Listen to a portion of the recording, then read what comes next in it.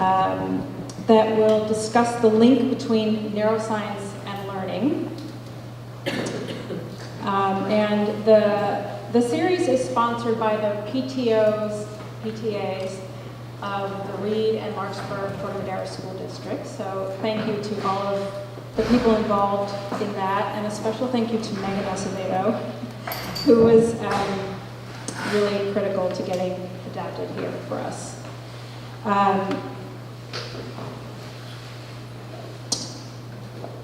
So this is the first in a three-part series. The other two sessions will be held November 6th, and that one will be social learning and emotional relevance in K through 8.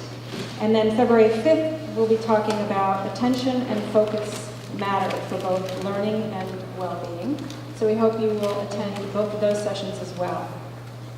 So without further ado, thank you, Kelly. All right, thank you. Hi. How's everyone doing? Great. I realize the second time I'm coming here it's election day. I feel like it's going to be a funky evening for us all to be talking about social, emotional well-being. But we'll talk about that on November 6th. Depends on the results. Okay, so let me first start telling you about myself and how I got here a little bit and provide some context. So I'm Kelly Kent. I'm actually from the East Coast. I'm living in LA now. And I went out to LA to go to graduate school, got my PhD in neuroscience, did a postdoc, did the whole research track for a while, and then got to this place where I started having a family and wanted to think about a way to be able to do both of those things, but also have a little bit more return on my investment, in that I felt that the turnaround on reward for doing research was really long and slow. It's a really important part of our world, and thank goodness for it, but people don't say thank you very often. And so I wanted to have more of an impact on people's everyday lives and feel that in my work. So that led my colleague Anne-Marie and I, who have similar experiences in that way, to start AdaptEd Consultants. And so for 5 years we've been giving professional development to teachers, K through 12 teachers, parent education to to parents, and then directly giving student enrichment to the students themselves. And so we have found that teacher credentialing programs don't really have a lot of neuroscience in them. They have little chunks here and there, but not a ton, and they definitely don't tend to get updated with the latest as the research develops and continues to contribute to the field. And so we have this incredible job of being able to still digest all of that amazing research that we love and that led us into the field to begin with, but then we translate it and make it accessible to regular people so that they can use it in their lives. So we're hoping that you're going to be able to take it home and use it in your lives. And then also, in the past couple of years, we started working in organizations. So we're also doing some like workplace, corporate, public sector, private sector training and development as well. So now AdaptEd is both in education and in public and private sector work environments, because those people need to know how their brains work too. You guys need it at work just as much as you do at home. Did you know we use the same brain at work as we do at home? Yes, so we're going to talk about that. And then just to tell you about how I ended up here, specifically, we did a contract with Manhattan Beach Unified School District down in the Los Angeles County area, and Brett Geitman, who's your superintendent, was the assistant superintendent of ed services down there at that time, and so he started establishing this relationship between us and Megan and the other parent education partners, and it's actually been a long time coming. We've been having a ton of conversation, and the reason that's important for you to know is because it means that we put a lot of thought into the subjects that we chose for this particular audience, so it's really curated for you guys. Okay? Okay. Are you as excited as I am? Yes. I need someone to come up and be a guinea pig for me. So it turns out that the thing with the slides is actually a more difficult challenge than I thought it was. Just to let you know, I'm going to have trouble moving those slides. We thought it was a bigger problem, but it's actually a different problem, I'm realizing now. So I don't know, we might, if there's a tech guy we can call or somebody, it would be great. So, also the mic just died. It's a couple tech problems, that's okay. Okay, but we're I'll talk like this until we get the mic problem solved, and we'll make do with the slides until then. We're having some batteries revolt on us. Someone come up and be a guinea pig for me. It's going to be super fun. Thank you. Over there. So Danny's going to throw targets, 3 beanbags at the target, underhanded with your dominant hand. It's going to be really simple, straightforward. Okay, I'm not trying to make you look bad, but back up a little bit. Stand like, make this your boundary.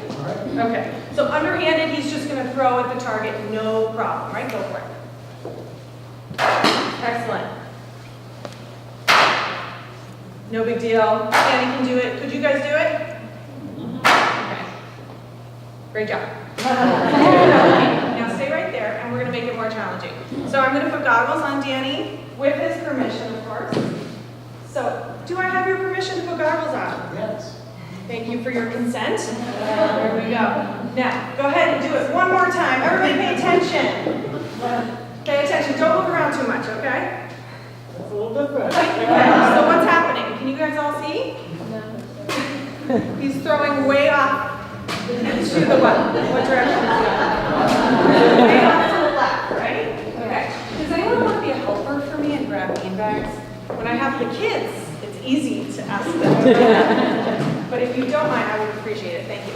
All right, so we're going to actually, believe it or not, you're going to be able to do this 3 times in a row. Okay. Okay, so he's going to get on the target 3 times in a row. So keep going.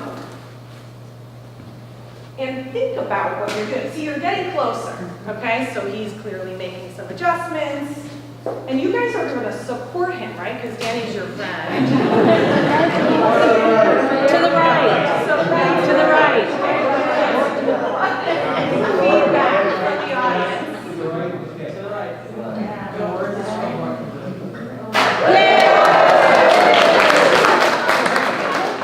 So whatever worked, no problem. Do it again.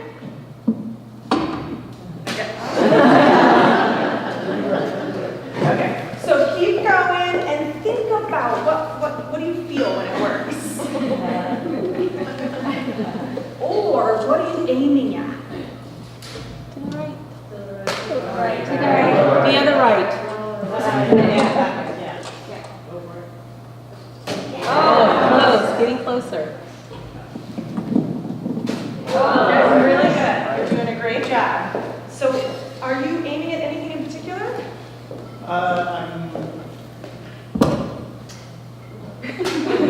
What do you need? Okay. Sometimes that works. Keep going. Keep going. You got it. With a clear glass? No, we're not there.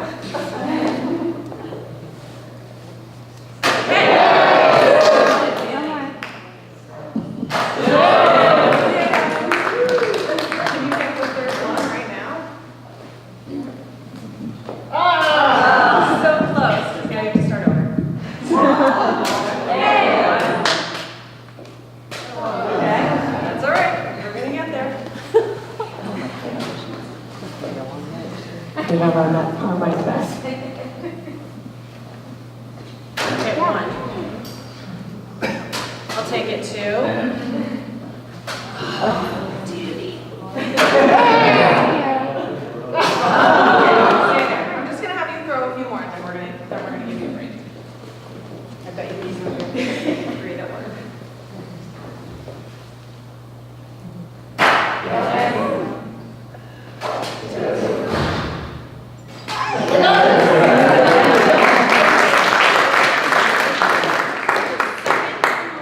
Right away. We're gonna do it again. Ready? No hesitation. Okay. Oh, sorry. Go. Now what's happening?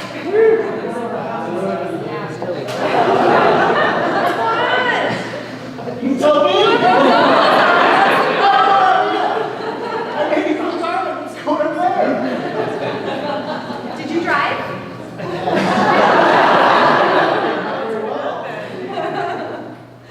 Okay, so I've done this hundreds of times. I've never been sued. I promise. You're going to be back to normal.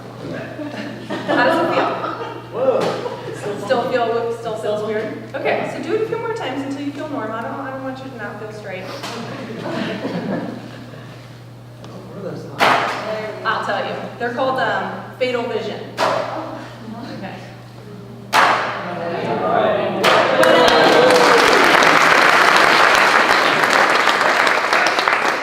And tell us how it felt. So they're called fatal vision because they're to teach adolescents what it feels like to drive inebriated.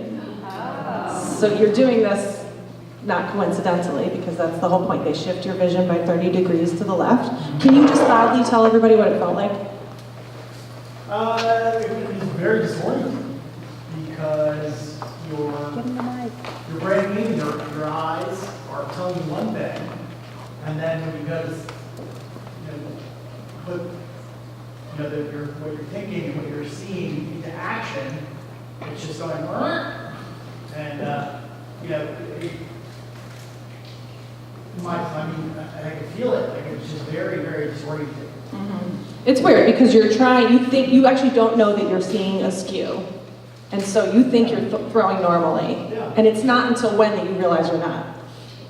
Yeah, like as it's leaving my hand, it's going, oh. Right. So there's some information that his brain is receiving that's letting him know that he's off, right? So that in that case, that was visual feedback that's coming back to your brain that's letting you know that you're off. What other kind of feedback was he getting that was letting him know?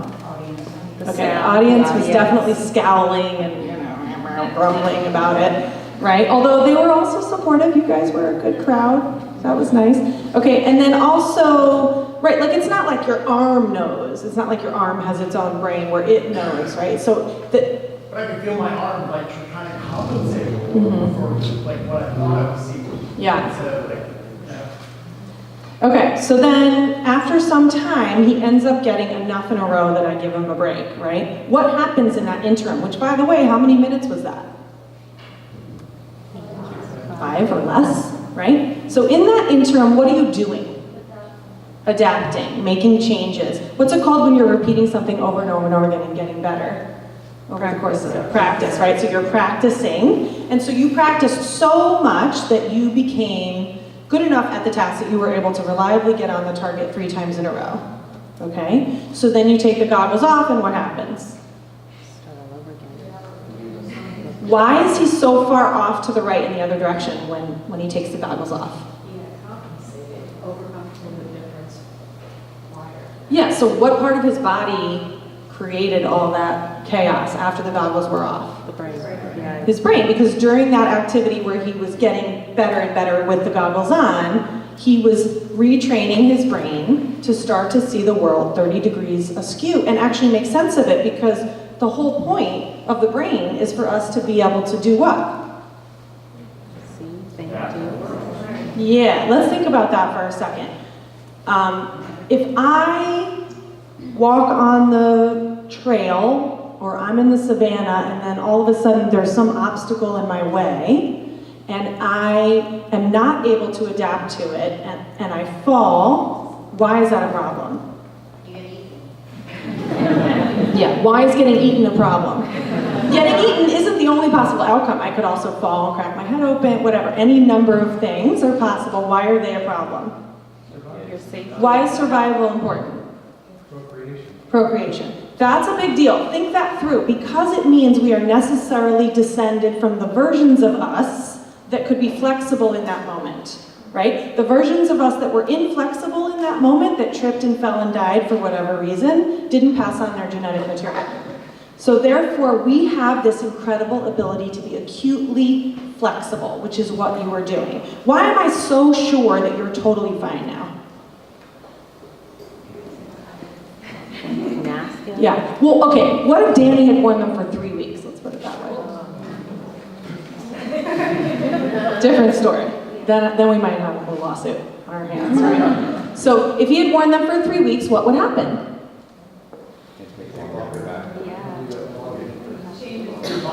Yeah. You would be fine, is the point, right? You would actually be able to drive. You'd be able to make your tea or whatever in the morning and get out of the house. It would be no problem, because our brain is that what? And by the way, you're not a spring chicken. I need to tell you. But you know what I mean? Like, it's not like we think of ourselves as like we could only learn in school age. But no, you were able to do this profoundly ridiculous, absurd task Why would your brain have to be able to accommodate to something so absurd? You've been on the planet enough decades, you're used to something being directly in front of you, and yet in that moment you were able to very quickly adapt. It's like when we go to take a step and we think there's a step there but it's not. You're familiar with this. Most of the time we don't fall. Again, it's important not to fall so that we don't die. But think about what's going on in the time scale of neurons. So in that moment, my brain has sent a message out to my toe all the way through this whole long system, and it's actually the absence of feedback, the absence of signal, the absence of a concrete step, the absence of something under my toe that gets sent back up to the brain. The brain has to figure out a brand new motor program, send that all out, all in time for you to stumble but not fall, right? Like it's just a profound adaptability that I really want us all to love and appreciate as much as I do. This is a big deal. That's my daughter. Fear for the children of neuroscientists. That was a few years ago. She's okay. I promise. She's doing okay. Okay. So it is our brain that allows this to happen. I brought a brain with me today. Guys, the slides. We're having some serious difficulty.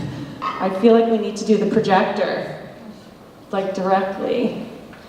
This brain is supposed to show up on the screen. What the heck? How do we make it happen, people? Okay. I'll just keep fiddling. So it's this 3-pound homogeneous thing, but actually when you zoom inside, it's got a whole bunch of these. Do you guys know what these are called? I already said it once. Neurons. Yeah, they're called neurons. Do you guys know how neurons work? I'm sure some of you do. So let's see. We've got this part here with all these branches. Anyone know what those branches are called? Dendrites. They're called dendrites, right? And then this long part that looks like salami, what's that called? Axon, right? And then what's at the end? Synapses. Yeah, but what's at this? Do you know what these are called? These red ones? They're branches as well. They're axon terminals. Okay? And so this is actually two neurons talking to each other via that synapse. So what kind of signal is in the neuron? Yeah, electric. So when I talk to kids, I ask them, why is it a problem to get struck by lightning?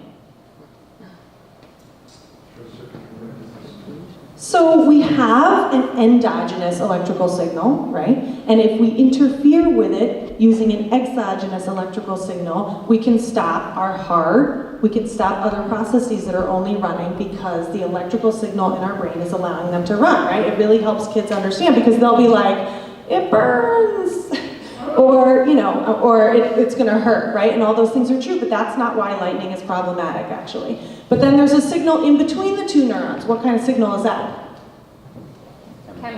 Yeah, so we have electrochemical signaling. So probably when Danny was adjusting in this moment, those were chemical changes that were allowing him to be very flexible. Okay, so that's one kind of plasticity that we'll talk about. But actually, when we think about learning and our children and students, we're talking about something that's much more long-term, and that's what we want to spend our time on today.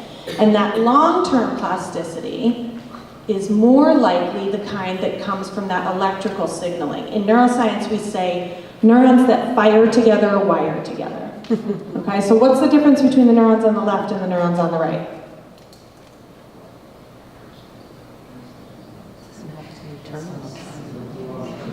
There are a lot more connections, right? And how did we get there? How did that happen? Somebody said something over here. Using it. Okay, so like for instance, if Danny had worn the goggles for 3 weeks, right? So in the acute moment, he was able to adjust, but then of course revert back. Because again, think about it in terms of evolutionary sense, right? Like if every time there was something new in my path and I made a permanent adjustment in my brain to accommodate for that, would that serve me well? Would it enhance my chances of survival if every time there was a wire and I made some new permanent pathway in my brain to adjust for a wire in front of me? No, right? I have to both be able to be flexible in the moment and go back to whatever my baseline is. But then the brain has some way of differentiating between the things that we should just revert back to baseline on and the things that we should devote resources to because they're important for long-term learning. They mean something very, very relevant for us. How do you think the brain makes that differentiation? How does it decide that it's going to put oxygen into the brain and glucose into the brain and all the other resources that we need to actually make this change between two neurons that have a few synapses talking to each other and two neurons that have many, many, many? How do you think it knows? Okay, strengthening the brain muscle. How do you do it? Repetition. Give me more. What if you were repeating just like mindlessly? So what if I just, did something, clicked a pen over and over and over again thousands of times? What else do you need? Stimulus. I like the emotion. That's why next time we're going to be talking about emotion. Why do you think emotion is important? Well, Yeah. So I'm going to bring us back to evolution over and over and over again. What if I was going up to the watering hole and there was a line at the watering hole and I was like, no big deal. What would happen? So therefore, that guy didn't pass on his genetic material, right? The guy that passed on his genetic material was the guy that was like, holy crap, and really cared about surviving and learned not to come back the next day at the same time, okay? So repetition, we got that one. Caring about it, it has to be really important to survival. The brain only interprets things relative to survival, really. And you have to do it a lot, okay? So effort, it has to be hard. And again, the reason it has to be hard is because it has to hurt a little bit for the brain to understand that it's important for survival. We now know that you can tell the difference between who's going to be a cognitively sharp 80-year-old and who's going to be, they're called superagers. Did you hear about superagers? So we all have them in our lives, cognitively sharp 80-year-olds and the ones who are declining, right? What's the difference? If you control for all the socioeconomic stuff and all the things that do influence those outcomes profoundly, but you control for all that, what's the difference between the two? Brett? Their brains are being challenged. Right? It is mental activity, and specifically it's that they do something they learn something new to the point that it's painful for them. Right? So this doesn't mean like, hospitalization painful, but it means you do it till it hurts, and then you stay there, and then you stop, right? So this is not crossword puzzles every day, because crossword puzzles are already, for those people who are doing those, that's already a comfortable place for them. So it has to be something that is uncomfortable, because the brain is only going to interpret it as important if you're emotionally engaged, and it therefore thinks that that is a survival-dependent learning task, right? So I'm going to go through all of this like ad nauseum over the next hour, so we're going to get it like really honed in on, but just to give you an overview, yeah. so you just said stay with it. How long do they stay with it? Just Yeah. a certain amount of I know, but hours? everybody always wants like the algorithm that's the answer to like being smart when they're 90. I don't have that answer. But look up superagers, and there are really good studies, so you can try to come, because it just depends on the activity, whether it's physical, whether it's intellectual, and just know that you just have to want to stop. You have to want to stop. And if you can do that to the point that you're like pushing yourself each time a little bit more, I would be confident that that's good. That's how I would do it, because I don't know the algorithm, and I'm going to be cognitively sharp when I'm 80. Okay, so we're going to get there by practicing and putting in effort. Forgive me, guys, for having to come back here each time, but this for some reason just doesn't like me. Okay, so this is a picture of actual neurons. Aren't they beautiful? So we've got our cell bodies up there and our dendrites up there. I like to tell kids that we have, I'll ask, how many neurons do you think we have? 100 billion, plus or minus a million, and each one can make up to 10,000 connections, okay? So that's just an incredible amount of new thinking that we are capable at all times, and I'm going to tell you more to convince you of that. So we use the term plastic, and it applies to all people, all humans are fundamentally plastic. And I can be so sure of that. Why? Why can I be so confident that every single human is plastic and every single student is capable of mastery and expertise? Why can I insist that that's true? So we all have what? We all have brains. Brains all have what in them? Neurons, and neurons are all defined by the ability to make new connections. That is a definition. So you don't have neurons unless you have cells that are able to make new connections, and making new connections is the crux of learning. That's where the magic is. So we have all these studies that tell us about it. So some of them come from the 70s in rats. This guy Greenow, he's a really famous researcher in the 70s, and he starts to look at neurons in rats. Rats are very much like us. They're social creatures, but also importantly, their neurons are exactly the same, okay? So he puts them in this setting where they're 30 days old, and he divides them into two groups. One group gets like a very sparse cage with no friends, just water and food. And the other one gets to go to Rat Vegas. Use your imagination for a minute. So one of them gets a really sparse cage, it's just water and food, and the other one gets partners, social partners, things to play with, more exciting exploration opportunities. After 30 days of this separation, we look at their neurons in the brain. We take a look at them using a microscope. There it is. And what do you think that we see? What do you think we see when we divide up those two groups and look at their brains, comparing them to each other? Many, many, many more connections, okay? And the reason I really want this picture to come, which it's not going to, it's a picture of very sparse neurons compared to very, very uber-connected neurons, is because that study was also done in geriatric rats. They were 370 days old. Guess what that means for all of us? We can still learn. We are fundamentally plastic into old age, okay? Throughout our lifespan, right? Those super agers. In fact, it's not until you are no longer breathing that you lose your plasticity. Pathologies aside, right? Because of course pathologies actually do damage to the brain. That's a separate issue.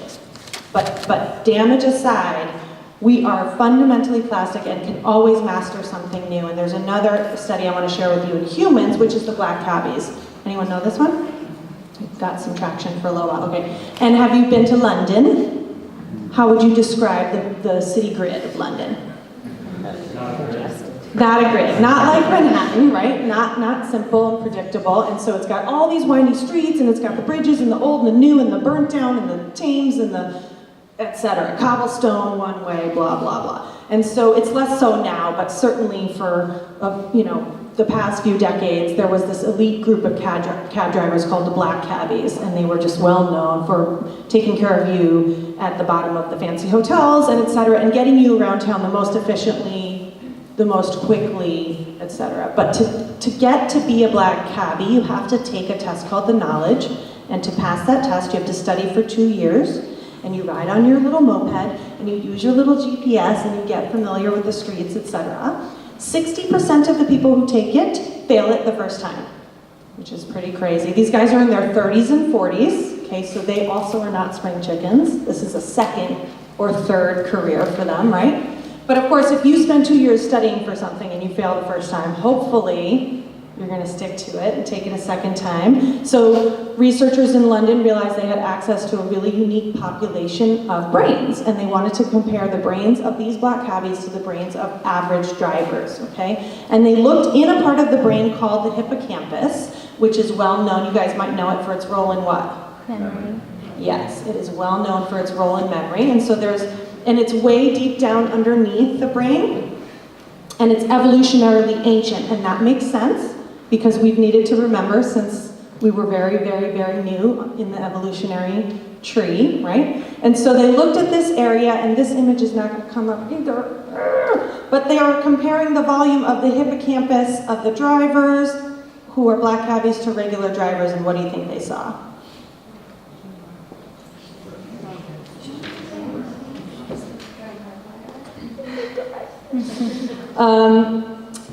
You guys can use your imagination. I think we're going to be okay. I'm just going to have to be at peace with it and have a growth mindset about the slide malfunction thing. Okay, so there's this little figure, and it's showing the volume of hippocampi, because one on each side of the black cabbies compared to regular drivers. What's the answer? What do we find? Okay, so they're bigger. So we don't know about connections because this is using volume measurements. So these guys are still alive, they're humans. We don't actually go deep down and look into their neurons, right? So we just take these volume measurements and we see the size of their hippocampus. It's quantifiable. There is a huge, statistically significant, measurable size difference. So it's a big deal. Why? What does that mean? How did we get bigger hippocampi in these guys? Yeah, so they're practicing, they're learning this particular skill set. It's spatial navigation, right? And it's actually a tangible material support for learning. So it was a big deal at the time, but it's still a big deal because it's like learning. When we say practice makes perfect, it's not like blowing smoke up your butt, right? It's like actual, you can touch it, you can feel it, you can measure it. It's a thing. We should talk to our kids about the fact that your brain grows. It's not just a saying. Like in the lab, we can go in there and measure that. It's a really big deal, right? And I want to just drive that home. And we do not debate it at all anymore. It is no longer contested. This is representing a just gamut of studies that all show that plasticity takes place in humans in every endeavor possible. It's med students studying for the board. I'm sure you've heard of the ones in musicians. Those are the ones that get all the popular coverage, where students who practice all their lives, children who take music lessons all their lives and then become masters, have these big, huge corpus callosum, which is this band of white matter axon tracks in between the two hemispheres, which makes a lot of sense because you have to cross the midline and use your fingers and read at the same time as hear, and think and plan and motor planning as well as motor execution, etc., right? And then it is actually a study. Jugglers, they show these big increased motor regions in the brain, right? So their finger representations will get a lot larger and their hand and arm representations will get a lot larger, okay? So the brain is ready to take on and master anything we give it. Anything we give it, and it's really important to talk to our students about. All right, so with practice, we get these increased connections, and what I was talking about before was that we have two different kinds of learning taking place, one that's probably chemical, and one that's probably a little bit more dependent on the electrical signaling as well as the chemical. One is short-term, the metaphor is a drawbridge, because again, the brain doesn't want to give a whole bunch of resources to something if it thinks that it's one time only. It has to be able to discern between the two. Right? And so it's going to make that differentiation based on how much effort, how much repetition, and how much it thinks it matters for survival. And then the other one is the more permanent concrete bridge. Okay? Is it ever permanent? Anytime there's an animation on my slide, that doesn't come up, just so you know. Is it ever permanent? Okay, so this is going to be a little bit trippy. Is it ever permanent? Like, what about personality? What about the big five? So now we have come to understand that there really is nothing that is hardwired in the brain. Nothing is hardwired in the brain. Every time we recall a memory, we're doing what to it? We are changing it. And just think about why that's true. Because when you recall a memory, what's happening in your brain at the level of the cell?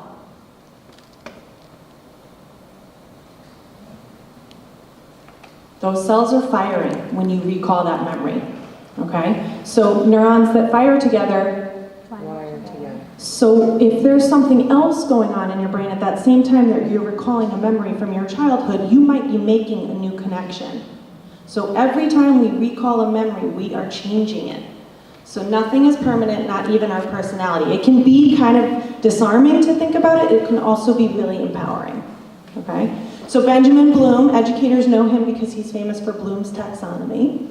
And he wanted to know what makes for the people who go on to become prodigies. So the elite in their field, and he looks at the elite in their field and differentiates and then separates out for socioeconomic status and controls for all the other things, and he finds out what it is that allows us to predict who's going to be an elite in their field. So he did math, he did neurosurgery, and he did musicians. I think it was violin, actually.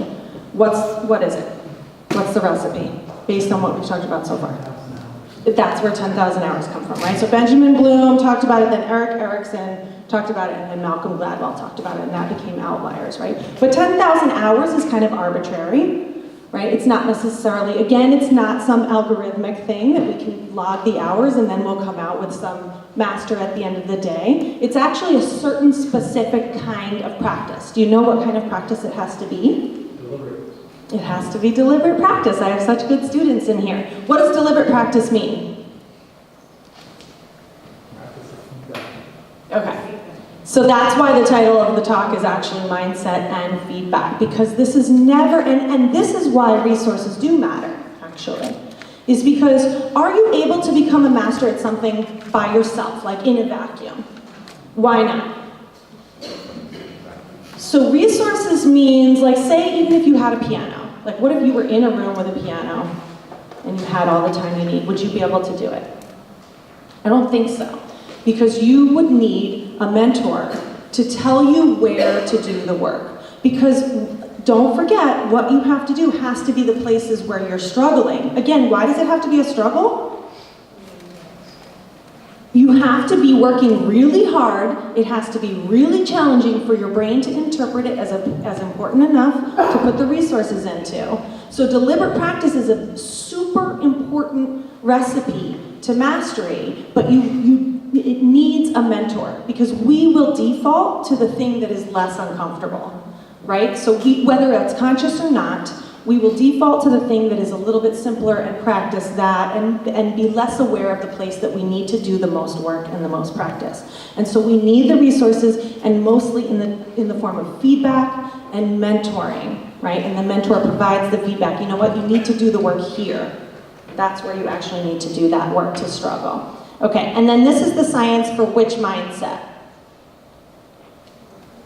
It's the growth mindset, of course, right? And Carol Dweck is the pioneer of that growth mindset. And so the next animation that comes up is I have this cheesy little girl who's playing with a puzzle, and she says, wow, this is hard, but practice makes my neurons grow, right? So it's like cliche, but the thing is, I'm basically going to spend the rest of the time convincing you that if we don't build a culture that is like committed down to the core to growth mindset and believing it for every single student, no exceptions, every single student, no exceptions, and culture-wide. So as parents, this matters too. I talk to teachers, of course. But as parents, it matters too, and I'll tell you why. We now know that classroom grit, so group grit, you guys are familiar with grit. This is Angela Duckworth's work. It's stick-to-itiveness. So in a room where there is low grit classroom-wide, a student with high grit has much less chance of success than a student with low grit in a room of high grit classroom-wide. Does it make sense? Does it? Okay. So classroom grit, group grit, culture grit, the belief in the community that every student can become a master with enough effort and practice and repetition and support that allows for those things, that really matters. So even an individual commitment to growth mindset and an individual commitment to grit is not enough. Okay, it has to be the entire community that's really bought in on that and knows it, doesn't just say it, knows it. Okay, so you guys seem to know some of this stuff. How does it make you feel when you hear the science behind growth mindset? Okay, hopeful. What else? Challenged. Okay, what else? Like challenged, like you need to take on some new stuff. Or as a parent, you mean? Or both? Okay, yeah. I feel a little bummed that our generation didn't grow up with that. Yeah. I was taught that you were born with all the neurons you're ever going to have. Totally a lie. Yeah. But guess what? There's still time because we can still be super agers and have a really good influence on the children that we have some say over their future for. What else do you feel? Well, I can find connections to the way, when you say do it till it hurts, I read that resonates with me. Okay. When I try to do things that are outside of my realm of comfort, it's different. Yes. Yeah. Okay. So good. What else? Yeah. I feel motivated. Okay. It makes a difference. That's great. That's definitely where I'm going. Another one I hear is empowered, right? Like, we have some control, okay? So it's not all up to something that we have no control over, but actually we have some say, okay? Anything else? Okay. So we actually see that in students too, where once we give them just 2 40-minute sessions of brain exercise lesson, basically teaching them that the brain is like a muscle that gets stronger with practice. Just 2 40 minutes, okay, 40 minutes here, 40 minutes a few weeks later, over the course of an entire academic year, in 7th graders who are performing very low in math, okay, versus 2 40-minute sessions of just study skills, okay? So this is Carol Dweck's work, comparing 2 40-minute sessions of brain, of something like this, but super simple, versus study skills. They start at this like 2.7 GPA pre-intervention, and 1 year later they show this change, and the GPA change is actually not what's most interesting. It's there, but that's not what's most interesting. What's most interesting about this? The control is going, but the trajectory is going up. So educators in this room will know that when you get students who start declining in math in middle school, is really, in particular with math, it's really hard to turn that around, okay? And so to be able to change that trajectory into the upward direction is a big deal, and it didn't take a lot. It only took those 2 sessions. Why is that? Why is it? Tell me.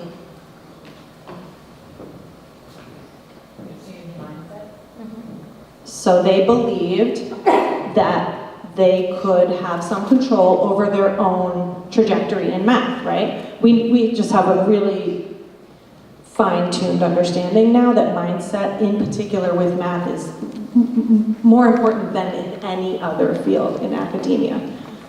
It seems like some of that is related to some of the stigma that's around math. It's very strange. It's like people wouldn't be so proud of hating reading, but they're proud of being terrified of math. I don't know, it's some weird cultural phenomenon, and it just seems to have this really big impact on our students. In fact, parents who are terrified of math, who try to help their students who are struggling in math, have this negative impact on their students' outcome, as opposed to parents who are terrible at math but aren't terrified of it, who help their students, their children, right? So just the mindset of being terrified of math influences how you're, so if you're terrified of math, do not help your students with their math homework.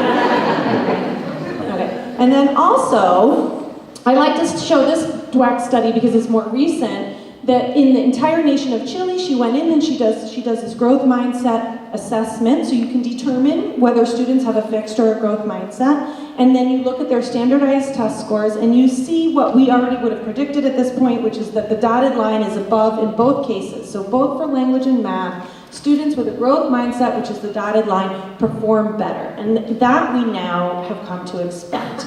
But what was different is that the students at the lower SES, which is this left side of the scale, have a bigger gap between growth and fixed.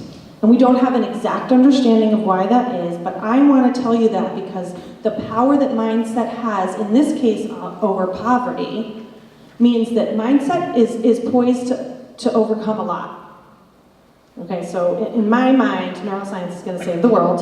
And mindset can overcome a lot if it can overcome poverty, because poverty is well known to really interfere with kids' access to education. So, where do you guys struggle? Where are your fixed mindsets? I'm going to tell you mine. I have one in the kitchen. I'm terrified of cooking, which doesn't make any sense because I'm a scientist. Like, I feel like I should be able to handle putting some stuff in a bowl. But I'm not. What are your fixed mindsets? Offer them up. Make us all feel more comfortable. Pick one that's non-threatening. I'm also terrified of swimming. Doesn't make any sense because I run marathons. What else? Come on, give me some. Yeah. Public speaking. Big one. So that's actually at number 1 or something. People say public speaking. Okay? Public speaking, what else? By the way, my business partner's terrified of public speaking. So, and we do this together. And it's been fascinating to watch her growth. She's come a long way. Okay, who else? What are you guys afraid of? Teaching my, don't do it, just stay away. Okay, what else? Technology. That's a good one. Speaking about your emotions. Talking about your emotions. That's a big one. So we'll talk about it next time. The next time I'm here. November 6th on Election Day. It's going to be really intense. But it actually gets easier with practice. All of those things. All of those things. Because there's no part of our brain that isn't plastic. I showed you all the pictures that show those studies, and we have this, but actually every time neuroscientists try to look for a part of our brain that isn't plastic, they fail. So even things that are super evolutionarily ancient, like emotions and hippocampi areas and things like that, that lizards have, right? They are also very, very plastic. Okay? So I want you to give yourself that assignment. Think about your mindsets. I know you have some that you're not offering up in this public atmosphere. So think about them and challenge yourself on them. I've been using the same two, cooking and swimming for years. So do know that I am just as flawed as you are, and I'm still working on them. But I commit to them. And by the way, with my daughter, people are like, oh, your kids must be the best and have figured it all out. Not true at all, right? So my daughter is 11, so she's right at the place where girls are starting to lose their confidence. She's right at the place where her previous sense of competence in math is about to be really threatened, and that is starting to happen. So girls go through these two different kinds of challenges right in adolescence. One of them is about perfectionism, right? So they don't want to do it unless it's going to be perfect, and then the other one is more related to confidence, like a shyness thing or whatever, just not having faith in themselves at all. And they're sort of on the opposite spectrum, but they have the same outcome. And so I'm constantly having conversations with her about this, and I'm not perfect at it either, right? And so she had this thing that she wasn't great at, or no, she had her grades, they were all great, and there was one that was something less than perfect. It really wasn't something I paid enough attention to even remember to tell you, but I brought it up to her because I said, hey, I saw your notebook, something or other. She immediately started crying. All I said was, I saw that your notebook, da, da, da. And she immediately just was like, she just felt that this was some exposure of her flaw, right, of her complete inadequacy. And so in that moment, it's tough to be a mom because you want to immediately either protect or whatever other response you have, right? But I had to do the mantra with myself and just say, I'm only pointing that out because I'm excited that now we know where you need to do work. Like all the other grades are meaningless because they're perfect, they're A or 100. So we have nowhere to go with that. I don't know how to tell you to spend your time with that. But this one is actually really interesting because now we know where you can do some practice. Which, by the way, I'm saying it like it's easy. It's not. It's super hard, and she still fights back with me. But I commit to it. So where your reflections on your own mindsets reveal fixed mindset, it's not overnight. It's a long-term commitment. But stick to it. I'm telling you, in the long run, it's really worth it. Okay, so I wanted us to go through these different aspects of growth mindset versus fixed mindset. Oh, it actually all showed up. Okay, so this one will work. So let's just do this work. So if you had a growth mindset, what would your self-concept be as compared to a fixed mindset? Let's do challenges. How would you view challenges? Opportunities to You learn. would embrace them, right? That would be an opportunity for growth. As opposed to a fixed mindset, it would be, I knew I couldn't do this.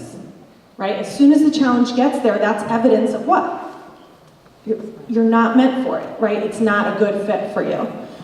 By the way, there's also a really good study out showing that our passions can be developed, and that the advice, find your passion, is not at all scientifically sound, right? And so if people adopt the mindset that passion can be developed, when they're in a particular endeavor, whether it's career or learning, and they face that obstacle, what are they more likely to do?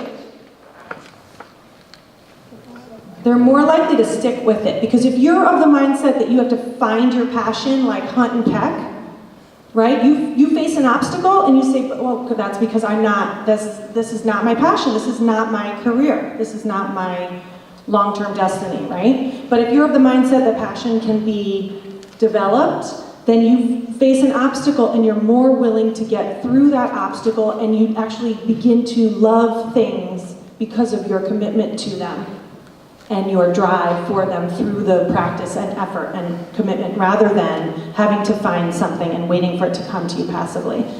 Obstacles, same thing. Effort. So putting in effort, working hard. How are you going to view it if you have a fixed mindset? Waste of time. It's a waste of time, and this is a really important one for students who are being identified as gifted and stuff like that. Why? I think they know it all.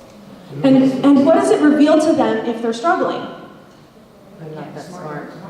It's like a whole self-identity attack, right? If they identify smart as meaning everything's easy, when they face a challenge, it's now evidence that they're not smart. That's a huge threat, right? Criticism. Room to grow. Yeah, that one's a tough one. It's tough for all of us. But let's try to embody it and model it for our kids too. Taking that criticism as an opportunity for being better and growing. It's really, really hard. I'm a school board member in Culver City, so I'm like really open and vulnerable to criticism all the time. So I try to have that conversation with myself daily. Okay. So in this one, I want to just take a moment on failure of others. So if we have a growth mindset, what happens when our peers fail? Again, this matters for that group grit thing. What happens when our peers fail, but we have a growth mindset? Cheer them on.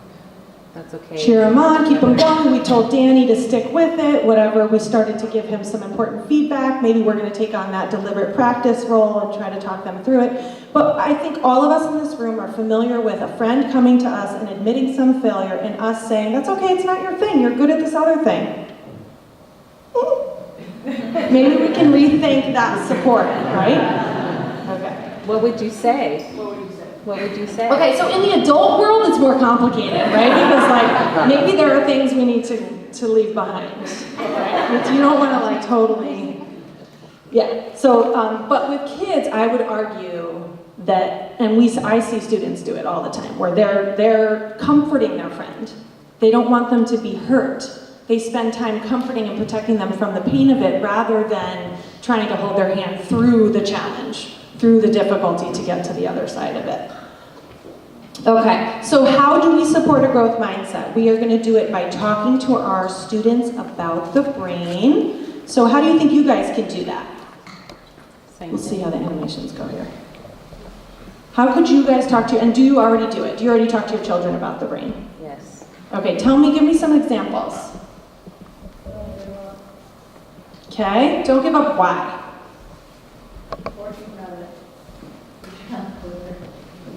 Okay, give me more. About the effort, not the.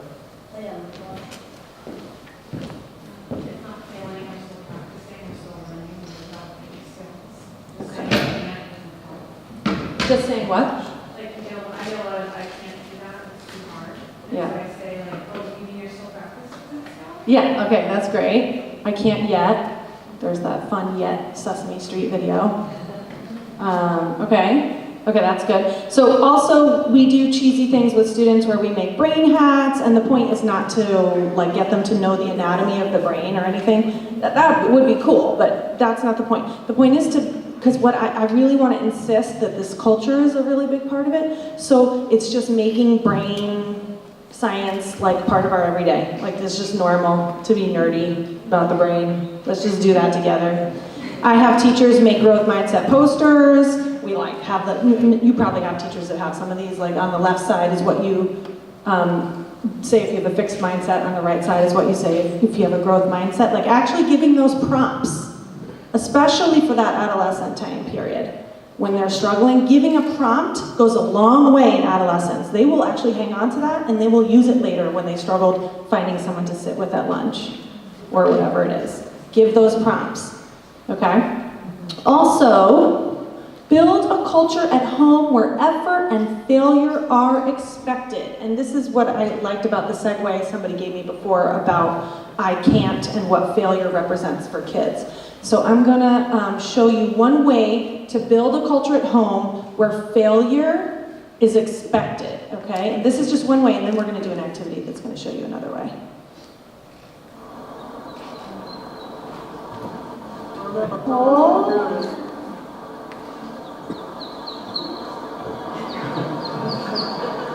Okay, so kids love animal videos. So show them an animal video. Look at the one that made it, watching all the where other they're ones. failing. Oh! But they're not doing what? They're not giving up. What's mom doing? She's just watching. Hands off. Oh, you're trying so hard. What are these called? No! They're giving up. That mom better come down the stairs.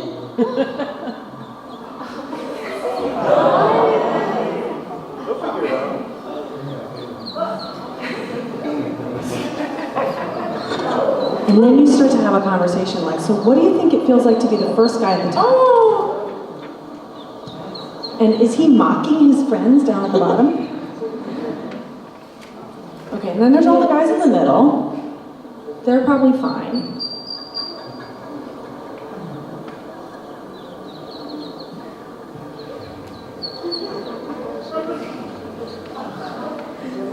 I'm scared. How do you think those stragglers feel?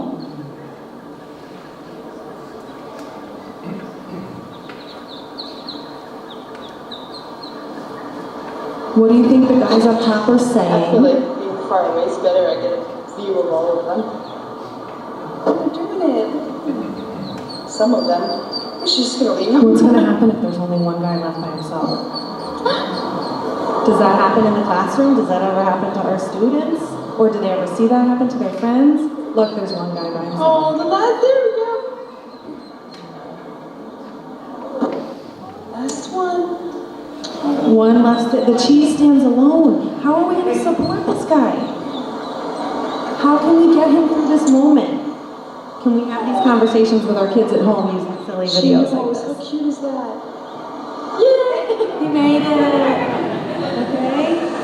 So that's one way. I suggest like making it easy. You know, just picking something that's easy that you guys can do at home. Here's another way. I want somebody to come up here and do this activity with me. I need one more volunteer. It's going to be super fun. It's going to be more fun than the goggles. Thank you. Okay. So this one I think is worth doing at home too, and there's you can get it online. I think we might have some handouts. Sorry, that's not what I meant to do. Can you come up here? I'm going to have you actually do this on film. Okay. Okay. So I'm going to have you do this on film for us, okay? So you're going to, how we can do it. You're going to draw a third line in between the two lines on the star. All the way around. So you can't look directly at it. And you have to actually stop yourself from reading. It's hard. Okay? You're going to need to trust that you're not shooting. So you guys see? Okay. Can you see? As long as everybody can see. So let's watch. So she's not looking at the star. She's just doing it in the mirror, okay? And when I do it with students, we use handheld mirrors. They're $1 at the dollar store. Totally done.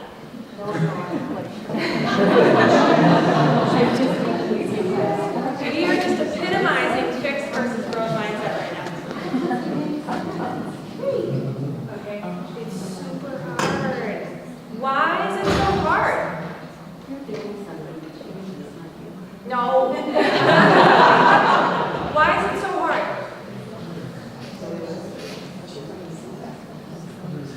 We used to have our eyes and our hands looking constantly. We've never done this before. Same thing with the goggles, right? So actually, it would be weird if we were doing it easily right away. That would be strange, right? So this is a really big challenge. I'm going to give you a clue. Look at the pen in the screen. Look at the pen relative to your body, and move it that way. Don't tell your kids this trick. Move it relative to my body. Yeah, that's a way of. Oh no. Like in your head, go yes. Exactly. Okay. So what is this evidence of? What is this evidence of that she's struggling? What's that showing for us? She's learning. That she's learning, okay. So what currently does not exist in her brain? Yeah, the ability, which by the way, we have ability because what is there biologically? Yeah, the neurons and the connections are not there to support this behavior, right? So that's what we've now learned. And so in that way, failure is proof of. There it is. And therefore it's proof of what? It's proof of learning. You actually don't know that you're learning if you're already successful at something. Because if you're already good at something, you already have the biology to support it. The only way you ever know for sure that you're spending your time doing something that you're learning from is by failing miserably in front of all of your peers. Okay, you can go sit down. Oh, my goodness.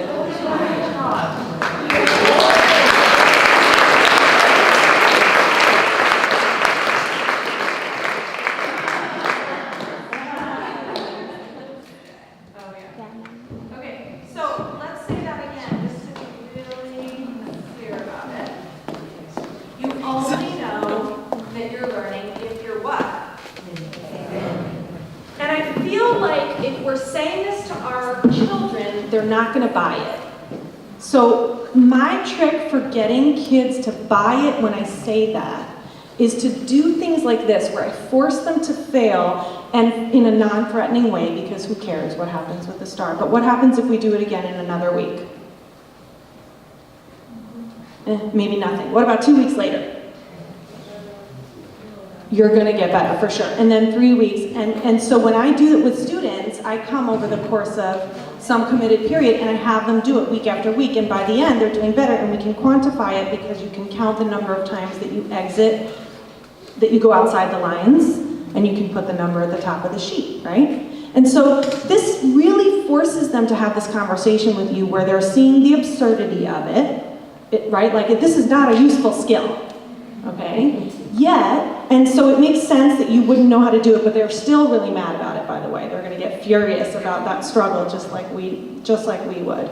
But we're going to go through it with them, and then we're going to get better over the course of time, and we're going to have this conversation about how the absence of the ability was the only proof that we had that we were actually doing something that we were learning from. Because if we were already good at it, then we know that it's probably not a great use of our time.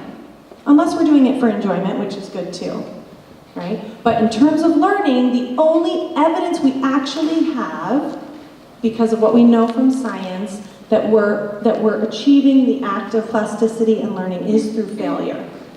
Okay, so if this is an opportunity to really have that conversation with kids, let's do that. right? Because we want them to actually believe that, and they won't, because it's hard to say failure is okay. That's a hard pill to swallow, right? But if we can do it in this non-threatening way, and we can build that culture around embracing failure in a genuine manner, and then our schools are doing that as well, then we can get there. All right, so what's another way to talk to our kids about the brain? We can use important kinds of feedback. So we talked about it a little bit, but now let's really dive into it. So this is also from Dweck's work, where she has them, I'm going to do this first, and then I'm going to talk to you about it. We took 5th graders. We give them puzzles to solve. So you see these blocks? Can you tell me what colors on that set? Red, yellow, white, blue. Alright, so what I want you to do is put these blocks together so that the picture on top matches the picture here, right? First, we give children a set of easier puzzles to do. Now here's the next one. When these 9 and 10-year-olds successfully put together the puzzle, the children are praised for either their intelligence, Wow, you did really well. You must be really smart at this. or the effort they made. Wow, you did really well. You must have tried really hard at these. Then we give them a much harder set of problems, ones that they might, in fact, struggle with. Here's the next one. And we see what happens to their confidence. Do they think, oh, this means I'm not good at it after all? Do they stop liking the puzzles? Or do they maintain their confidence and think, well, it just needs more effort or strategy? What happens to their motivation? You ready to go on? Ta-da! We also ask them, well, which problems do you want to work on some more? Those easier ones or those harder ones? And generally we find that kids who have been praised for their intelligence really want to go back to those easier ones that were their claim to fame. This is a sign of a fixed mindset, the belief that intelligence is innate and can't be changed. What we found was that children thought that difficulty meant they weren't smart or they weren't good at the task. So you seem to have more trouble with this one, and I want to know why you think that was. Probably because I'm not good at these problems. A very discouraging conclusion. Other children show a growth mindset. The growth mindset is like this. No matter who you are, you can always become a great deal smarter. They feel smart when they're working really hard on something difficult and making progress. So if I give you some more problems, would you like more problems like these that are pretty easy so you'll do well, or problems like these that will be hard but you might learn a lot from them? These. More like these? Students praised for effort generally want those hard ones that they can learn from. What I've learned from my research is that kids, and I think adults too, are exquisitely sensitive to what's going on in a situation, what other people value, what they're being judged on. What is that voice in our head saying? Is it saying fixed mindset things like, oh, you better not make a mistake, you better look smart, people are judging you? Or is it saying growth mindset thing? Here's an opportunity, here's a mistake I can learn from. I feel smart when I do something difficult. This entrance made Janet! What my favorite part about that is when she talks about values. Because what I want your homework assignment to be is to think about the values you're communicating to your kids with your language totally unconsciously, right? Because they are internalizing what they think we value based on our behavior, less so what we say, more so what we do. So our own actions and our own mindsets really influence what we think is important. So the part about, so the study is just the graph of what we just saw, which is that if kids are categorized when they succeed first on trial 1 as they're told you must be really smart, you must have worked really hard, or some control praise, Those are the 3 different kinds of praise. Then they're given a challenge that's impossible. Nobody will succeed at it for this developmental phase. Then they're given a challenge that's identical to trial 1, so they should all succeed at it, but their success rate changes dramatically according to the praise they were given, right? So, of course, we already talked about it, but if you think that being smart is the same as it being easy, when it's hard, everything falls to pieces, right? Whereas, so I'm not against using the word smart, it just depends on what it means in your family, and it depends on what it means in your educational institution, because if smart means effort, hard work, and, you know, collaboration in that community grit, then that's great. But it depends. And so tonight, or tomorrow, or over the weekend, you know, what are we modeling when we fail? And when we struggle? And when we're faced with things that we don't want to persevere at? They will internalize those values. So what does effective feedback look like? I really want this slide to come up. I really want it to come up, guys. I really want this slide to come up. Can I just insist and it'll eventually come up? Okay, I'm gonna say it. Okay, I'll try that. No, okay. So I'm gonna read to you all these notes that I've made, which is that we want feedback that supports perseverance and effort. That part we've already talked about, right? We want feedback that,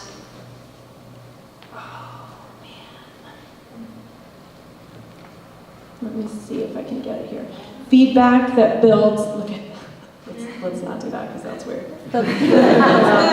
Feedback that builds agency and autonomy. What would feedback that builds agency and autonomy look like? Like not jump in right away, have like if they're Yeah, like the duck, yeah. right? She was like letting them fail. Okay, sure. But also, you know, our students are coming to us for compliments and moments of pride all the time. How could you respond in that moment when you know they're looking for your pride? How could you respond in that moment? How do you feel about, are you proud? Right? Are you proud of your friend? Aren't you proud of your friend for how hard they worked on that and how successful it was? Feedback that supports process, so change in strategy. So as Danny was struggling up here, some of what I was trying to do is really have a back and forth with him about the parts that were working and the parts that weren't working. This is where deliberate practice is really important, because if you're going home and you're mindlessly practicing either on something that's incorrect or the stuff you're already good at, you're not going to become a master, right? So if we're able to represent our values by acknowledging when students are spending time in the part that hurts, the part that's uncomfortable, and talk about why that's really good for their brain and really good for their learning, that's important. Feedback that supports that change in strategy, that process where they're working at it where it's hard. Feedback that aligns to the learning goal. You know, it's why my daughter's A is not helpful. That doesn't give her any information about where she can do the work to improve, right? So this is an educator a point that I make a lot as well. And then finally, feedback that builds trust and connection. I'll just tell you one story to hone in on it. So in 10th grade, if you give students, this is for teachers, but you'll see the value of trust and connection as a result. If we give students a bio writing assignment, they have to do some sort of history bio assignment.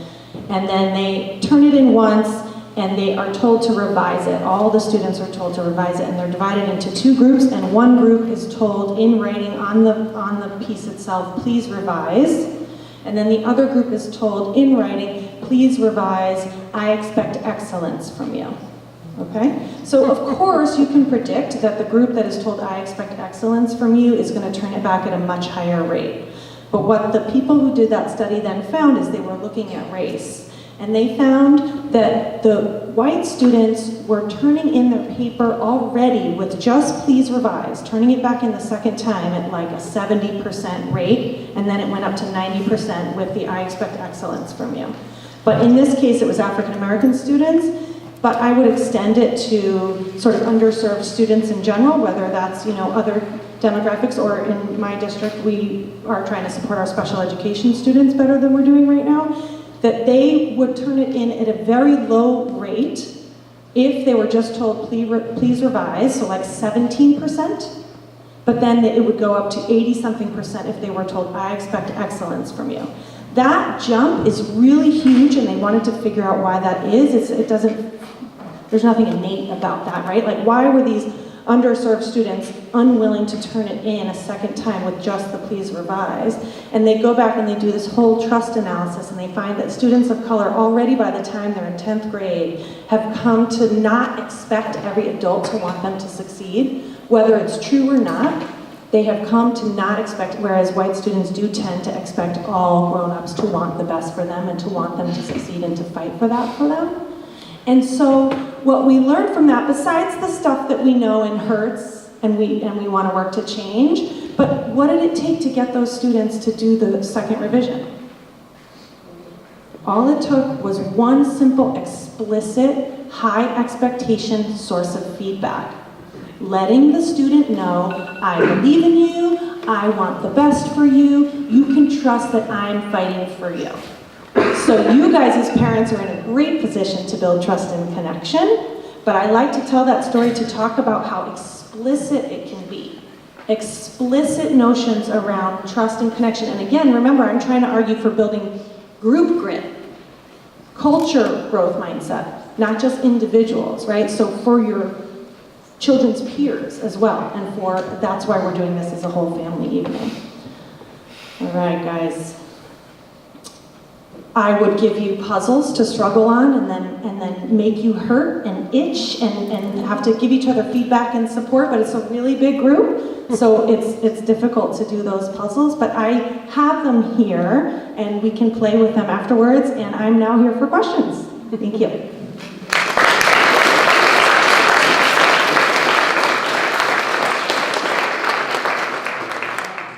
And we do have time because we don't have to leave until 8:30, so if you guys want to ask questions, we can do it.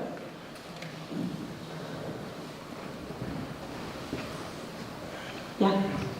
How do you balance sort of the needing it too hard, needing it to hurt, without overwhelming the student, right? Like, if it's too hard, right, that can be a turn off, so sort of finding that correct balance. Yeah, I think it's not that different than with ourselves, where you just do it a little bit and then more each time. But also what's an important part about the emotional regulation piece is talking to kids about their brains from the perspective of emotions, which we're doing on November 6th, so we'll do some of that. But it really helps them to understand that emotions are really normal, right? And that the brain actually interprets emotions as meaning it's very important. And so, like, if I wasn't nervous every time I spoke publicly, I wouldn't perform that well, right? So I have to be somewhat engaged, and I have to be somewhat schwitzy or whatever, right? Like, to do my best. And so to have those conversations, like, I'll use my daughter as an example ad nauseum, but, you know, she gets really nervous before basketball games. She's playing quite competitively, and we just have that conversation. She doesn't want to hear it anymore, but that's okay. I'm going to keep saying it, right? That means that you're getting ready to perform at your best, right? And I think, and there's lots of data to show that when kids understand their emotional responses or their bodies getting them ready for a battle, but not like with the lion, but just for our experiences and our currently lived lives, they're less overwhelmed by it, and there's actually less nausea and there's less incapacitation because they understand that it was evolved for survival, but now it's living in this modern world, and it is an asset. It isn't always an impediment. Too much stress is a problem, but just the right amount is really an asset. But we'll talk about it November 6th. Yeah? Do you find there should be different strategies for girls versus boys in the same family? Because I'm finding that what my daughter's going through is completely different than what my son's going through, and we just seem to be wired so differently. The only way that I do it differently is to have the conversation with my daughter about how girls show these different behavioral outcomes. I don't talk about it in terms of biology because we actually don't have a lot of data to support that. But we do have a lot of behavioral data showing that girls have these very different outcomes than boys. And so I will talk to both of them about that. And sometimes we talk about why, but mostly it's to talk about what we can do to overcome it. So with girls, the data says that the way we get girls to overcome it is hugely growth mindset, but also encouraging them to take risks. So risk taking is super important, in particular for adolescent girls when they're going through that confidence dip. On the one hand, challenge is really motivating, and there's a whole dopamine science behind that we can talk about another time. But when you're at the place where you are 50% as likely to succeed as you are to fail, you're extremely, extremely motivated. Okay, so challenge in and of itself is very engaging, and so that there's a motivation piece. But also, what happens when you get through something that was risky and you come out on the other side? And you've experienced resilience, right? And so the bouncing back, because it's that struggle between girls who are trying to be perfectionists and or girls who are just afraid to put themselves out there. So having experienced that resilience, so that it's not a great answer, but it's the only answer I've got, which is that I just talk about I'm always talking about studies in my house. It's obnoxious. Yeah. So what if you have a child that just naturally tends to be very competitive in nature anyways? So they already sort of put that pressure on themselves, maybe not verbalizing it, but just by the way that they do things and the way they handle failure or succeeding. So in a situation like that, when you make a statement like, I expect excellence from you, or you want to go and, do your absolute best and be fantastic or whatever, I guess sometimes I fear that I'm sort of walking on eggshells in situations like that, because of course as a parent you always want to have unconditional love and support, but if it is like a competitive situation, like a game or a performance or something like that, you want to set the bar high because you want them to do their best, but I also am always afraid that I'm adding an extra level of kind of giving him more anxiety, sort of, because he may already be anxious about it. So sometimes I struggle with, am I saying the right thing? Because I want to encourage him, but I also want him to know that it's okay if he goes out there and things don't happen the way he plays it out in his head. That if I say I expect perfection, well, what if not perfection, but like excellent performance from you, how is that kind of working? Well, but I'm wondering, because we were talking about both things today, like both, I expect excellence, which is a really important point when you need to establish trust and connection with people. And I spend a lot of time talking about that with teachers in particular. But actually, we spent most of our time today talking about failure. Right. So I guess the hope is to make sure our children have opportunities to fail. That is also built in. And if it's not already happening naturally, how can we intentionally find a way for that to occur? So I gave silly examples with the star, which is not, you do with that what you want, but like, are there ways that you guys can curate just one thing from time to time where it's not going to be a success? And also, can you make more of a show of your own failures? Right? Like, can we actually have explicit conversations about the thing? Oh, another one that, because the animation wasn't working, is that in some houses, I encourage people to have a failure board on their house. So they just come in and they make a note each day or each week, and it's just a log, and it starts to become part of your household culture. Today, I forgot to make lunch for Audrey. Today, I spilled coffee on my keyboard. It can be things that are not a big deal at first, and then you get to the things that are a bigger deal. Like, I asked for a raise and didn't get one. Or, right? So, and get to the place where the house is talking about things that do actually have consequences, and we did actually fail together. I really appreciate what you said about passion can be developed. And what's coming up for me is this question of the things that are voluntary, soccer, and sports. Like, when to push them to do things they don't want to do, and when to trust that they know what they want. That's very tricky. I don't actually feel totally equipped to answer it. I'll just tell you what my philosophy is. There are certain things I don't let my kids back out of because they're important for the brain. Like, I don't let them tell me they're gonna stop taking piano. It's non-negotiable for me. But I check in with my daughter about basketball a lot to make sure and I've had conversations with her where I'm trying to say, do you know the difference between doing something for you and doing something for us? And we try to, because I don't know. I mean, if she's only, we had this conversation a year ago. I try to make sure that, and you know what she said? She said, I do, Mom, I totally know what I do for you and what I do for Daddy and what I do for me.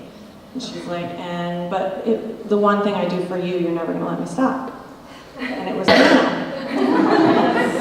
So, yeah, I mean, but also there's so much time to develop a passion. So a lot of it is self-talk for me to loosen up. I try to be tight on just one or two things and kind of loose on the rest.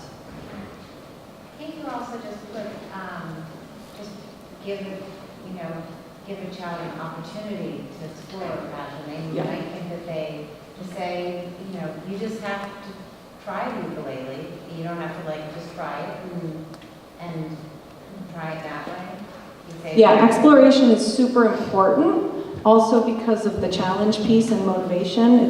Novelty is very rewarding. It's also about dopamine in the brain. So the more we can give students or children opportunities to explore, the better. It's not exactly related to the passion question because to get to the point where you're exploring a passion, you're in it for some time, you're meeting challenges, you're deciding whether or not to, it's a more complicated phase of the exploration.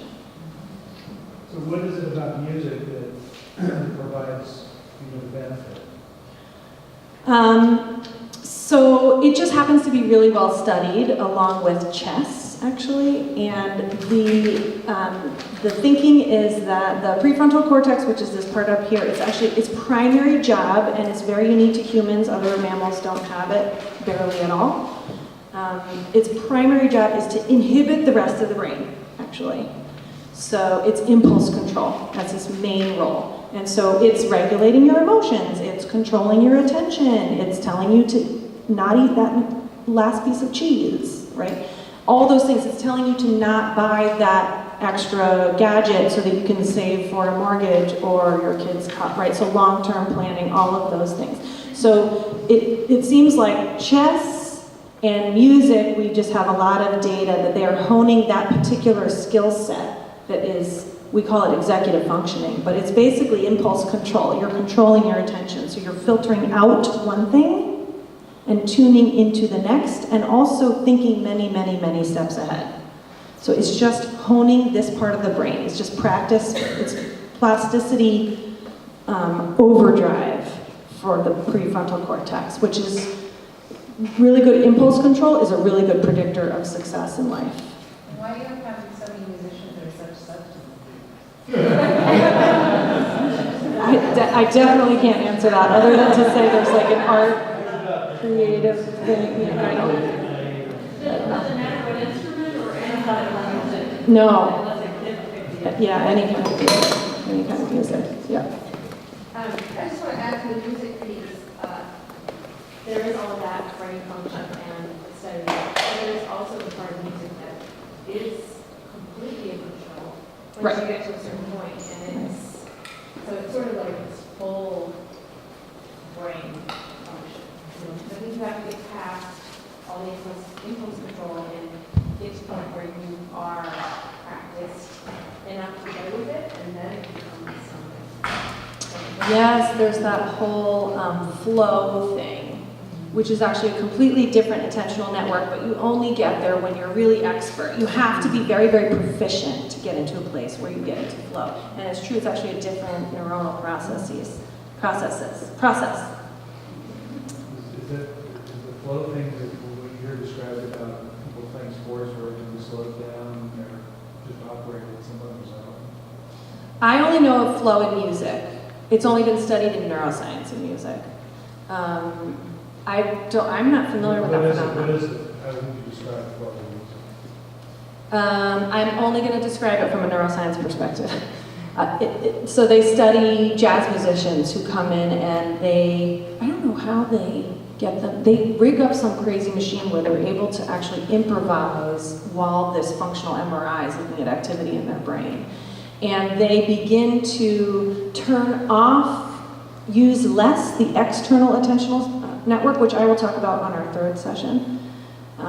The one that takes in the feedback, when Danny was taking back the visual feedback and the auditory feedback and the various other proprioceptive feedback when he was doing that activity, you begin to turn that, tune it out, and you use this other one that is internal. So it's tuning into your own experience throughout your lifetime or your own emotions, or it's an internal reflective network.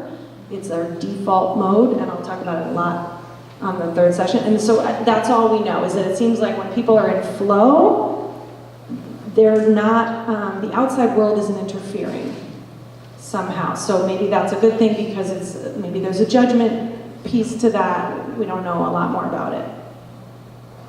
Yeah. I want to know more about this failure board at the family. So how do you use it? What's the end goal? What do you do with it? Because of the thing, but so it's really just to build a culture where failure is totally embraced. The only reason I give all these sort of kitschy examples is because, again, I'm acknowledging that, like, it can feel cliche, or it can feel cheesy, or it can feel nerdy, or your kids can tune you out, and those things are all real experience, but the more we kind of like overcommit to it, even to the point that it's obnoxious, and by putting it in writing, you're really overcommitting to it, the more you can just build that culture where that is the norm. And so the failure board is you just literally call it a failure board, and you can do it on a whiteboard or however you're going to do it. And you can either use Post-its, whatever is easiest for you guys, and you start with the adults coming in and acknowledging their mistakes, and it's just to build that culture where eventually you're going to get to the more serious ones. You know, like the time you got fired or something, where you actually acknowledge, like, that was a serious hurdle. Or Uncle Johnny, you know, had an addiction problem or something, where you end up having these serious conversations about resilience and bouncing back. Whatever is appropriate for your family, you know. Does it make sense? I don't know. Is that is there a different question I'm not answering? I don't know. I have to think it through. I'm just trying to envision what that looks like, and, you know, trying to get the whole family involved in that. You know, how do you make it appealing, not something that's forced? I think initially it had to be forced. It's going to be forced. It's going to be forced until, I don't know, maybe there'll be, like you said, silly things at the beginning where we can laugh about them, and then it maybe the family feeling more comfortable and taking more risks and putting the things that were like higher. My daughter got lost on the way home recently, but a neighbor helped her, and so it all worked out.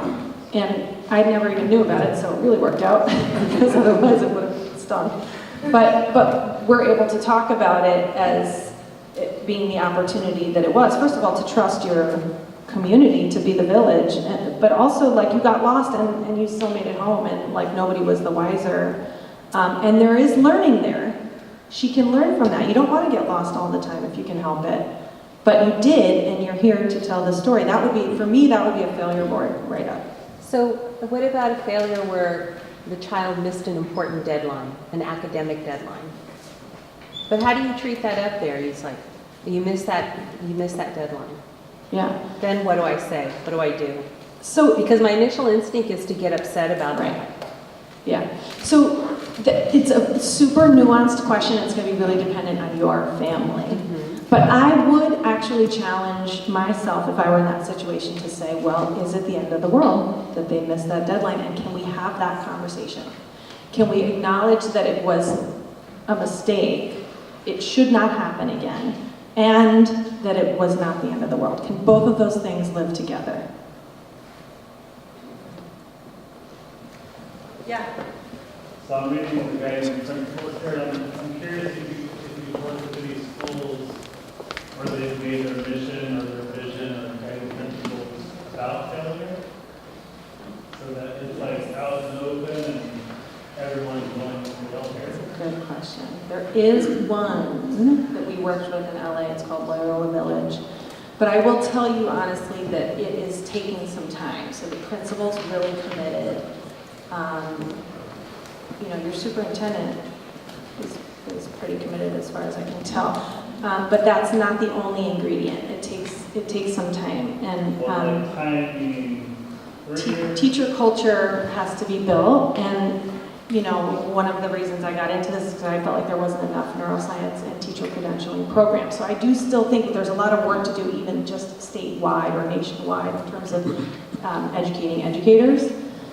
So I don't know that any one site is going to be able to make that overhaul, but if you have students getting the information, parents getting the information, and teachers getting the information, you're going to have a pretty great shot at it. Like, that's the trifecta that we try to encourage, is to build that three-legged stool where I think you'll have, but at this site we gave professional development. We did not work with parents and we didn't work with students, so we only did teachers. The principal was really a huge champion, and we could still feel some resistance from some teachers. So it's a process. I don't have a year answer. It takes time. Yeah. Yeah, that's Carol Dweck and her whole team. Do you have any suggestions about how to deal with comparisons? Because I feel like if my kids understand growth mindset, when they're reading a book and they can't spell a word, I'm like, oh, the brain's growing, I can see it growing, or computer growing, like that. But there's obviously situations where, another kid just comes up and tries to juggle and does it like that, and they're like throwing a ball everywhere. And it's very obvious that some kids just have way better skill than others in certain areas. And I think they get really discouraged, being like, well, it's so much easier for that person. Maybe I should do something else that is a little easier for me, or that's more my aptitude, or maybe I'm just not as coordinated. So I think it's just that, I think they can do growth mindset, but there's very big. Yeah. Kind of comparing to other kids. Yeah, and I would push on it. So, and I have these conversations with regular folks in my life all the time too. Like, one, I would argue probably that kid is good at something else that is generalizing to the skill of juggling. It's just probably the truth. Like, you're not born a good juggler. You're just not. There are very few things that we are innately good at. Now, there are some kids who have some skills that they are able to accelerate much faster than others, but that's why I use the rubber band metaphor, because rubber bands are different sizes, but they're all expandable. So, one, that kid probably had practiced at something else that generalized to the skill that is being witnessed in the moment, and I would just say that.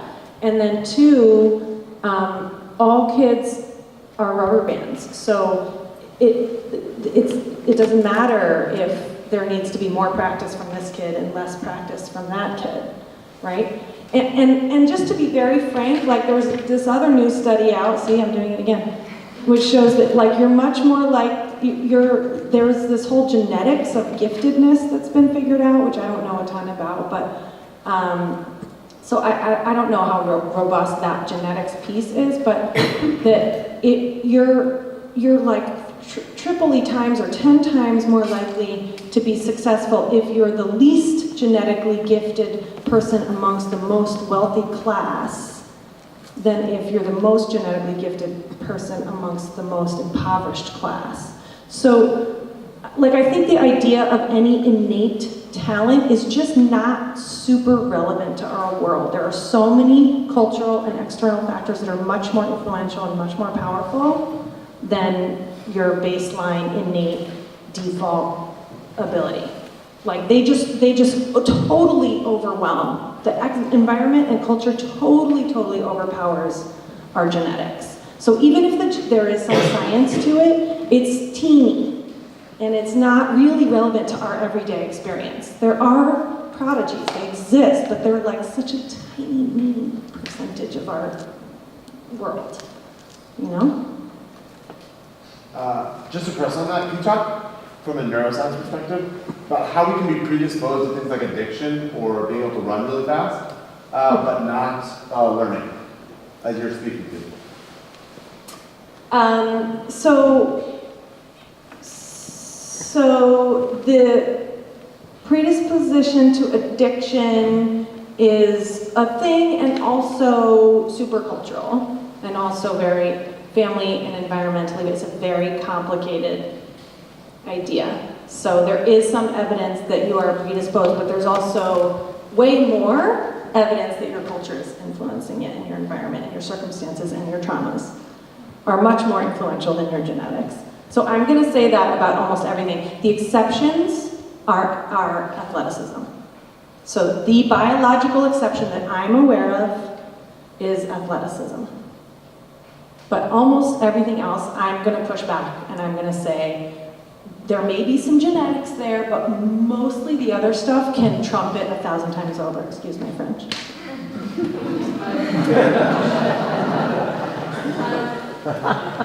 Related to what you were saying earlier, looking at college, and I say that only because you have a lot more choice with college than you do with, say, high school or middle school, if you're going to public school.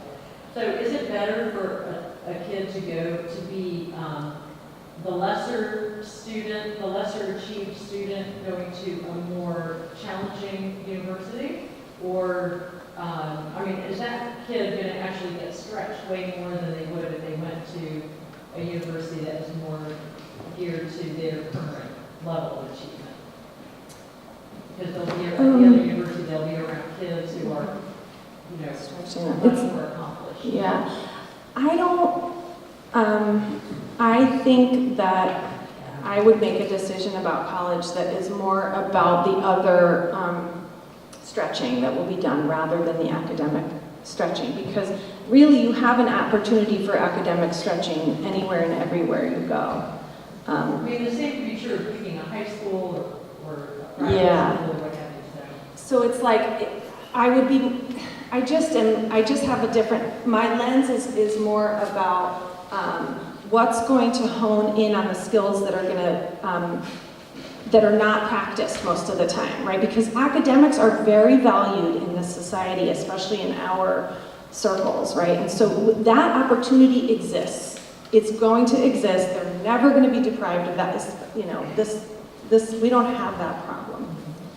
It's the other stuff that we need to build. We need to build the emotional resilience. We need to build the, you know, the confidence and the grit and the mindset and the developing your passion and being empathetic and, you know, giving your brain time to decompress and have some downtime and reflect. That's where we have to do the work. So I just would be, my ticker of pros and cons it isn't as much about academics because that opportunity is already covered. I think we probably have to go. Go ahead. I have to go. So for somebody that might have grown up a little bit in a more fixed mindset arena, which is all of us. Yeah. And so therefore may have a bit of a connotation around the word failure, would you suggest anything different from a failure board to something else? Yeah, totally. That's a totally reasonable question. Yeah. Mistake, misstep, snafu, oopsie. Got it. You know, I don't know. But I hear you, and it's totally fair. It's totally fair because, again, we're talking about kids that are already here. They've already been around for a few. They're already struggling with never wanting to fail, right? So we have to be realistic and meet them where they are and not put them under complete undue duress, like, hey, now you need to fail all the time. That would be bad. So it's with reason, but it's about the culture. I want the whole culture bought in on it. That's the main point. All right, we should probably one wrap last up, 'cause I question think we're on being that kicked out. failure. Oh, yeah. So once I see the failure, then what do I say about it? It's like, oh, you made a mistake, oopsie, it's okay, you'll learn better next time. What's the follow-up dialogue up to that, other than just posting on there what your failure of the day was? You have the follow-up dialogue to make sure that the learning has happened, right? Like, so my daughter is really struggling with getting her ID. It's so silly, but she's in 6th grade. She's struggling socially. She had an IEP all the way through 5th grade. She graduated out of her IEP. It was this big deal, but we knew she would still be socially delayed, and she is. In fact, she's socially delayed. So these are her stories. She does eat alone at lunch. She's fine academically, but she's struggling socially. So she missed the day where you get your picture for your ID. And so I think like I could take care of it for her, but I've been trying to hold back and say like, you have to go to the office. And she enters through the back because she rides her bike. So she says, I don't know where the office is. Which is ridiculous, right? But it is now, what are we in, week 6? She has still not gotten her ID. She has still not gone to the office and advocated for herself until like yesterday. And so it's hard on me too, right? Because it's stressful. I'm like, she's 6 weeks in, she doesn't have her ID. Like it's hard for me to stop myself from just resolving that for her. But I'm just making her learn to advocate for herself and checking in with her. And I just keep waiting and keep checking in. And then in the end, I will try to like talk about what a learning opportunity it was.